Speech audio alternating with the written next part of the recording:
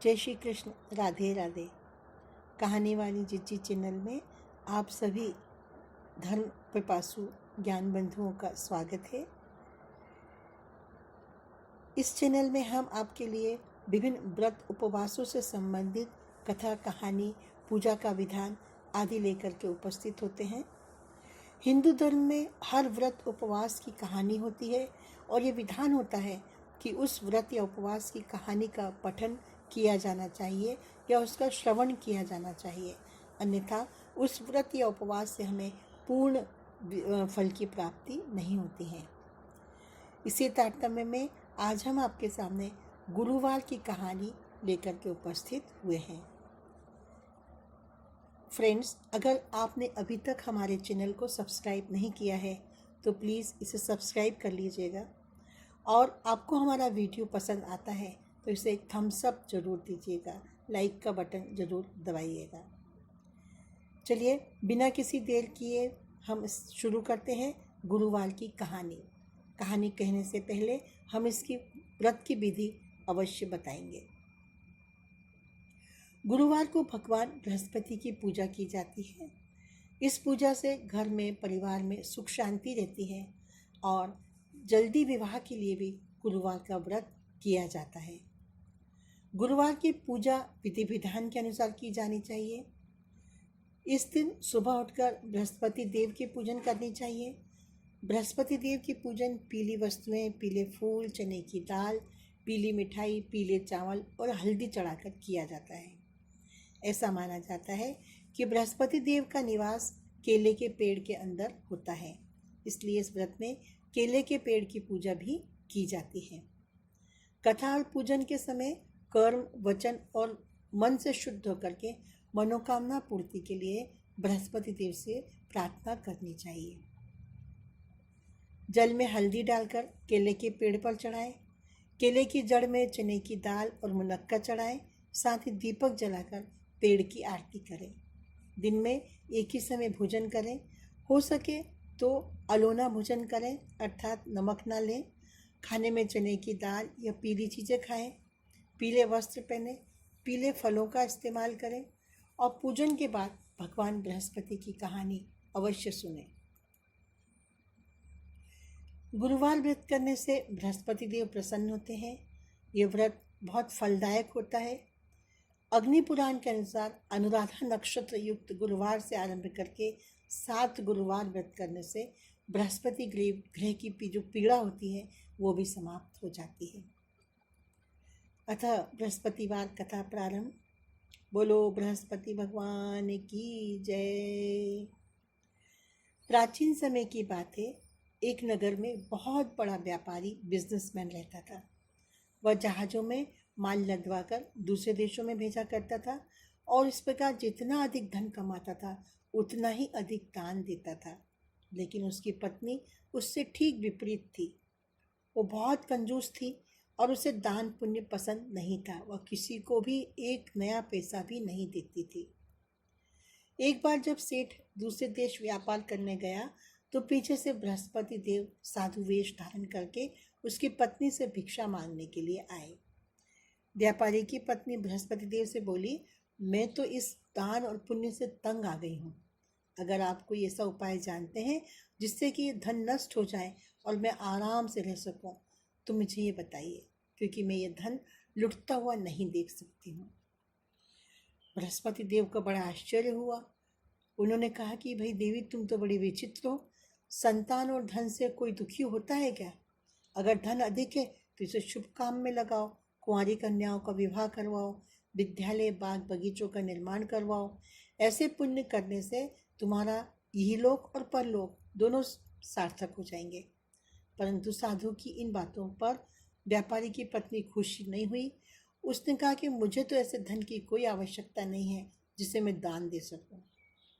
तब बृहस्पति देव बोले कि भाई ठीक है, जो तेरी इच्छा हो, मैं तुझे उपाय बताता हूँ। 7 बृहस्पतिवार को घर को गोबर से लीपना, अपने केशों को पीली मिट्टी से धोना, केश को धोते समय स्नान करना, व्यापारी से मतलब अपने पति से हजामत बनाने को कहना और भोजन में मांस मदिरा खाना, कपड़े अपने घर धोना, ऐसा करने से तुम्हारा पूरा धन समाप्त हो जाएगा। इतना कहकर बृहस्पति देव अंतर्ध्यान हो गए। व्यापारी की पत्नी ने बृहस्पति देव के कहे अनुसार 7 बृहस्पतिवार वैसा ही करने का निश्चय किया। उसकी तो बुद्धि फिर गई थी। केवल 3 बृहस्पतिवार ही बीते थे, 3 गुरुवार ही बीते थे कि उसकी सारी धन संपत्ति नष्ट हो गई और वो परलोक सिधार गई। जब व्यापारी वापिस आया तो उसने देखा कि उसका सब कुछ नष्ट हो चुका है। उस व्यापारी ने अपने पुत्री को संतावना दी और दूसरे नगर में जाकर बस गया। वहाँ वह जंगल से लकड़ी काट कर लाता और शहर में बेचता। इस तरह वह अपना जीवन व्यतीत करने लगा।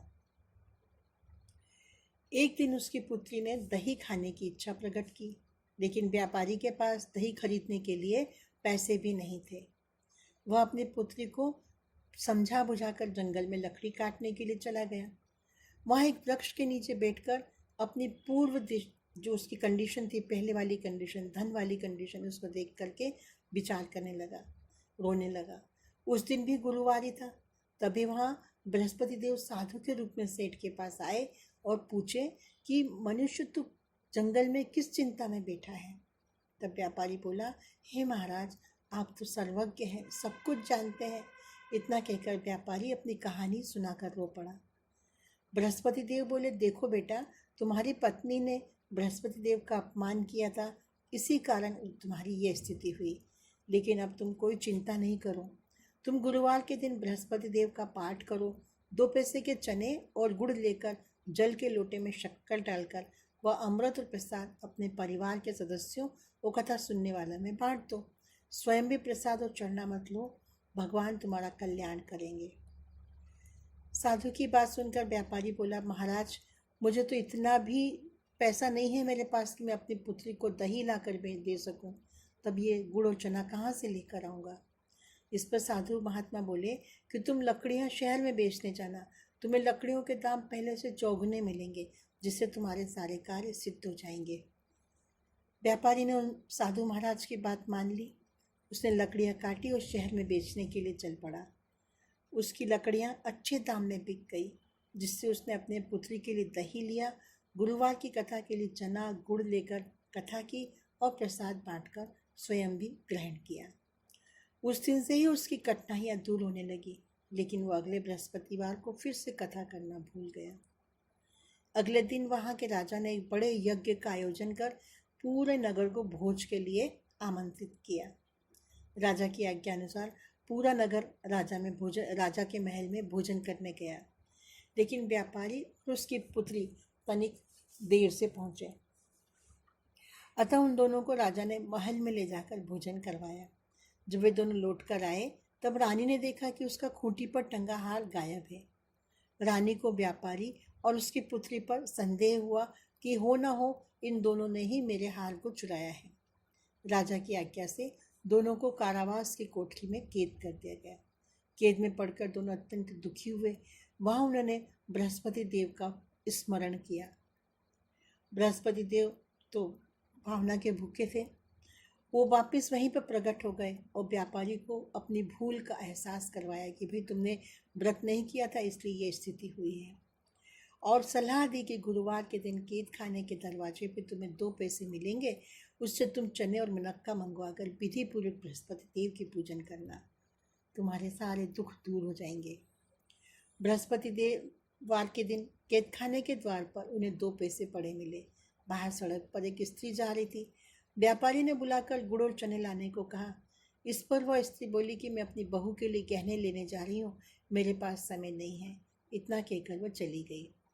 थोड़ी देर बाद दूसरी स्त्री निकली। व्यापारी ने उससे कहा, बहन, मुझे गुरुवार की कथा करनी है, तुम मुझे 2 पैसे का गुड़ और चना ला दो। गुरुवार का नाम सुनकर, बृहस्पति देव का नाम सुनकर वह स्त्री बोली कि हाँ भाई, मैं अभी तुम्हें गुड़ चना ला कर देती हूँ।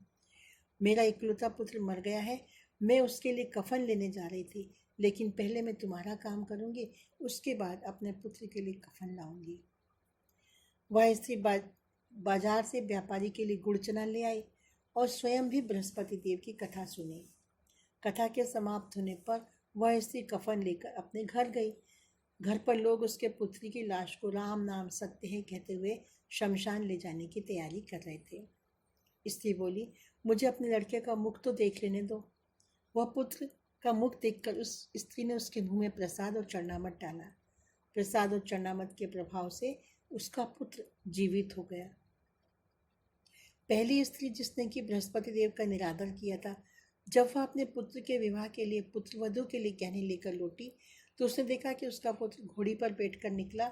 वैसे ही जैसे ही उसने घोड़ी ने उछाल मारी, वह घोड़ी से गिरकर मर गया।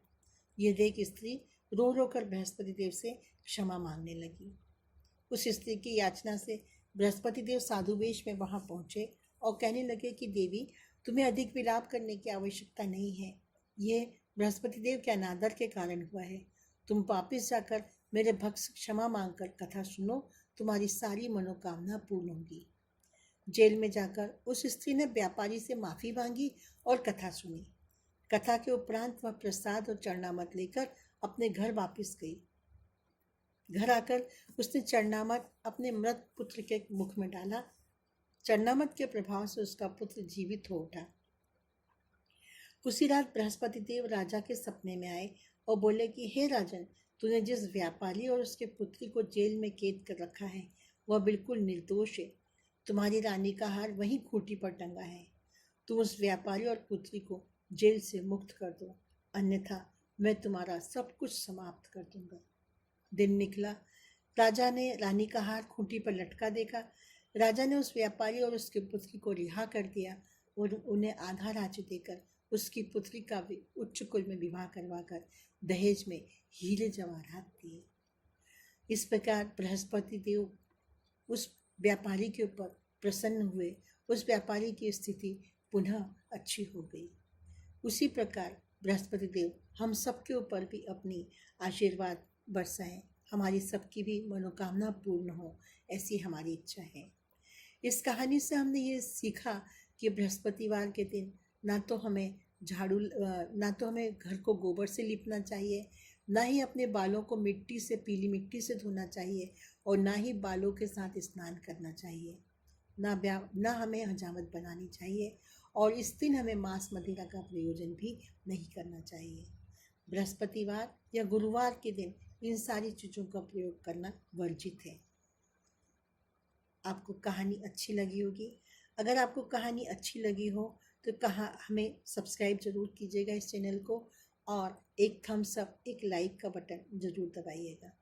कहानी सुनने के बाद बृहस्पति देव की आरती भी करनी चाहिए। जय बृहस्पति देव।